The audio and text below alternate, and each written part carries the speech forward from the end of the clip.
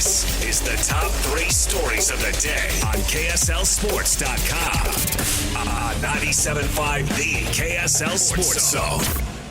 Jacob Ben, 97.5 The KSL Sports Zone. Jake Scott, Ben Anderson. It's time for the top 3 stories of the day at KSLSports.com, brought to you by J. Brooks Jewelers. Cherish your love with J. Brooks Jewelers. Explore their expertly crafted engagement rings made from the finest materials. J. Brooks Jewelers. Sean in for Christian today. Sean, where do you want to start? Number 1, Jazz wrap season with 22 wins, tied with the Kings in the standings. So, again, we can start to move on from this conversation, but there is a little bit of lingering, information we are waiting for. You heard Austin Ainge in the last segment. He thinks maybe a week from today, the NBA will hold its coin toss random drawing to decide who of the Jazz or the Kings gets the higher pick. Jazz tied with the Kings for the 4th worst record in the NBA. Regardless, that means the Jazz have, I believe I wrote it down, a 45% chance or 46.1% chance, I think, of drafting in the top 4. And if they win this coin toss, they're for sure holding on to their pick. If they lose this coin toss, there's a 0.6% chance they lose it. But they're holding on to their pick, 99%. Okay. So that's what the whole season was about. That's what the last 60 games of the year was about. Honestly, I'd say it's what the last 4 years is about. It has been not just those picks those years, but waiting to get draft picks in the right years. And they did it last year by getting the worst record in the NBA and drafting 5th. And this year they sacrificed, 200 games from good players to try and get this guy, whoever this guy is going to be. Yeah. It just goes to show, and we've had this conversation before, good decisions are great. That's awesome. Mm-hmm. Bad decisions you can pay for a long, one bad decision can sink you. Dennis Lindsay made one bad decision. Well, let me tell you, one bad calculation. And I'm sure Quinn Snyder probably had something to do with this too. But they made the calculation that they were losing in the playoffs because the 12 minutes that Rudy Gobert was not on the floor was the problem. And so their solution was to find another Rudy Gobert light for those 12 minutes. It led them to sign Hassan Whiteside. Uh-huh. It led them to draft Doak. I mean, it kind of let them draft Tony Bradley, don't you think? Mm-hmm. To trade for Tony Bradley? Yeah. And that simple calculation led them to trading for Derek Favors. Didn't they sign him? Did they trade for him? I thought they signed him to a 2-year deal. Regardless, they went out and got Derek Favors. They signed Derek Favors. It didn't fix anything. And then they were so capped out that they had to move on from Derek Favors, and to do that, they had to attach a first-round draft pick. Yeah. Which has led to all of this through the last 4 years. Now, it would not have behooved them to be good anyway, because you want a higher pick. But nonetheless, it stunted a lot of stuff. Mm-hmm. I mean, it really did. To the point where, Keontae George really could have benefited from the last month and a half of the season if he was allowed to play. Yeah. Or Isaiah Collier for the last 3 weeks or whatever. Lowry and Jaren playing 30 games together would have really helped. So, but you're intentionally punching yourself in the face because of this bad decision that has haunted. How long has Dennis Lindsay been gone now? 4 years? 5 years? 4? At least. 3, I think. He was there technically the first year with Danny, right? And then took a step back. And maybe Danny was there for a crossover year with Donovan. He was there for a year with Donovan. A crossover, but was Dennis gone at that point? Dennis had taken a step back into more of an advisory role. Whatever. Yeah. He's been gone decisions forever. And they're still paying for that bad decision. So as you evaluate things going forward, great decisions are great. Trading for Jaren Jackson looks to be great. Avoid the trading for Bradley Beal. Yeah. The bad move can punish you so much more than a good move can benefit you. I think that's accurate. It can be equally punitive as it can be advantageous. Why did the Carlos Boozer, Darren Williams team never go to the finals? Andre Karolinko's contract. They paid Andre Karolinko way too much for way too long. Yeah. And they could never add another player because Andre was untradeable the second the ink dried.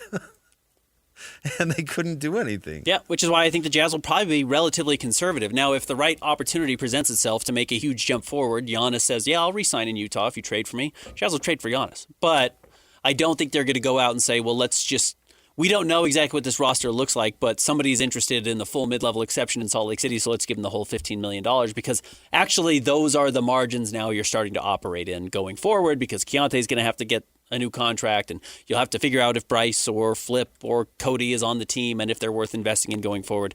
So yes, to your point, the Jazz got to be careful with that now, and this is where it all starts. Those decisions now matter more than they did over the last 3 or 4 years, because it didn't matter if you were bad. Bad decisions were fun. John Collins didn't end up working out great for the Jazz. Didn't matter. Well, that wasn't a bad decision. No, it wasn't. It didn't haunt them. No. If he was still stuck on the roster, it would. But signing Derek Favors and trading for Mike Conley were bad decisions. Yeah. And Mike wasn't even. I would only throw it into the bad decision category that it really didn't work out and they couldn't do anything else. More wrong than bad. More wrong than bad. Yeah.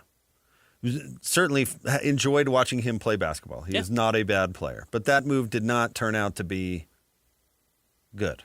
Right.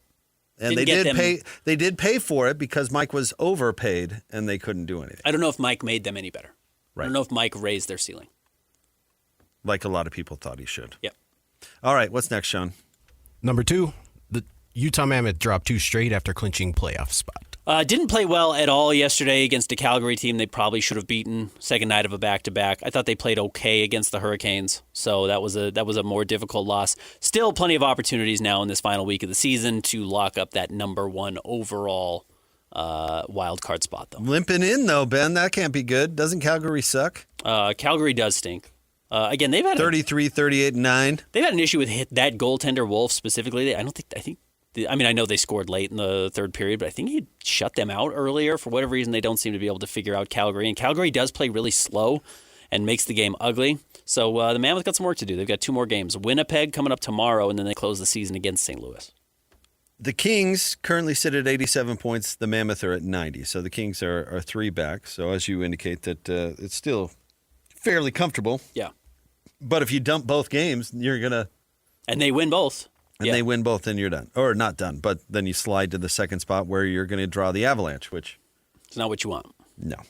Right now, by the way, the Golden Knights sit 1 point in front of Anaheim and Edmonton. Let's see. Golden Knights, I'm trying to pull up their schedule to close the season. They get to play... tonight against Winnipeg, so a very difficult game. And then Wednesday, a very winnable game against Seattle. Let me pull up Edmonton really quick and see who they close the season with, who's got an easier schedule here. Apologies, but kind of fun to actually be looking at playoff seeding and not, like you mentioned with the Jazz, looking at whether or not Brooklyn is going to accidentally win a game late in the season. Edmonton plays Colorado tonight, very difficult, and then closes the season against a total dog in Vancouver. So both teams have something similar, and to your point, Vegas seems to be in the driver's seat there at least a little bit. Colorado's so far in front of Dallas. Are they going to play anybody? Yeah, they might be resting. Is that a thing in hockey? Certainly can be. I mean, they did just lose to Vegas last night, or 2 nights ago. So over the weekend, I should say. Should ask Nick if hockey players are too tough to take a rest night. They're not. By the way, Bryce Sensabaugh resting before the Laker game really paid off. He was great in the first, in the only 18 minutes he played. Well, they weren't going to win that game. Had to rest him. Side note, we forgot to get to that with the Jazz. All right, what's next? Rory McIlroy wins the Masters for the 2nd straight year. And played very well. He didn't need to be exceptional on day 4. He had to manage the course, and he went out there and did that. And even when it seemed like it was getting a little dicey with a double at 4 and another bogey at 6, and he had lost the lead, the big lead that he'd built on day 1, he was excellent on the back 9. He was everything he needed to be while everyone else was struggling around him. He just kind of kept a cool head. Man, a lot of choking going on the Masters, including Rory trying himself to choke by bogeying on 18. But Justin Rose was happy to choke even worse. So a double bogey earlier in the round for old Roar, who, I don't know. He was okay. I got a chance to watch a lot of it yesterday, which was kind of funny. Mm-hmm. Told my kids, I said, hey, if you want to watch TV, we're watching golf. So some torture for you. You can deal with it. Yeah. But it was entertaining. Justin Rose absolutely choked. Mm-hmm. Scotty Scheffler didn't choke, but he just didn't do enough. He just waited too long to make his move. Yeah, it just wasn't. And so Rory kind of accidentally won, which I find is hilarious. Yeah, he didn't play great again on the back 9 and was still building a lead. I mean, he was pulling away from Cameron Young and some of these other players who just weren't taking advantage of their opportunities. And at one point, he trailed Cameron Young by 2 strokes. So give him credit for hanging in there. But it wasn't like somebody went out and grabbed that tournament, which was a little bit disappointing. But shout out to CBS, who didn't even show 4 shots on the 18th or whatever, the 4 shots from Cameron Young and Rory McIlroy. Well, they couldn't find him. I don't know if their cameraman was on mushrooms or their director just is completely incompetent. It was bizarre. Imagine being CBS, having the biggest moment, arguably, of golf season. You're like, well, we don't need to show where the ball went. Who cares? Do you think anybody noticed? And Rory playing out of the trees, off of the pine needles, huge shot. Has to go over the big tree on 18 to get out, and he swings, and they say, cut to a long shot, because we don't have any idea where the ball is. No clue. And, I mean, they didn't know. The announcers didn't know. Jim Nantz didn't know where it was until they're walking over, and it's like, oh, it looks like he's in the sand trap. He's got to go look and make sure it's actually his ball. Like, they didn't even have a spotter there. So, yeah, they blew it. That was a huge moment. Their camera didn't even show the final putt go in because Rory himself was in the way. Yeah, that was tough. Especially because at that point, when Rory was in the trees, he had a 2-stroke lead on Scottie Scheffler, who was already in the clubhouse. Like, he actually could have blown that. If that doesn't go well, easily he hits the tree again. You're quickly looking. He could safely bogey, which he did on 18 to get in, and he played it that way. But had that not worked out as well, or had he not gotten out of the trap well, he could have been in trouble. And yes, CBS did not lay that out particularly well. No, I think the director in the truck was already a few mint juleps deep. Yeah, it's late, guys. Like, I don't know. We don't need to find that ball. Just carry it, Jim. Nobody's watching. Be a professional. Nobody's watching. Doesn't matter. But it did look like Rory is playing with a different level of comfort than he has in years past. There's no more monkey on his back that he's trying to, shed. He's playing great, and he played great last night. Yesterday. He just looked comfortable, even when he blew it in the first 9. I told you for a while I was trying to get on the bandwagon to root for Rory. I just can't do it. I like him. I'm not sure there's like a strong draw or connection. Not sure he quite is that type of a salesperson. Broke up with Caroline Wozniacki on text. That's all you need to know. Yeah. Did you see all the guys he was like dapping up after? It's just it's like 8 other guys who look just like him with sunglasses. I'm like, oh, that's just who he is. He's just like kind of a boring bro. I don't know. He likes to date journalists. Yeah. He's just kind of he enjoys that whole. Still think he's that exciting of a person, which is fine. But we like exciting people. We like people to have a real strong personality. Not that great of a person. Yeah, maybe not.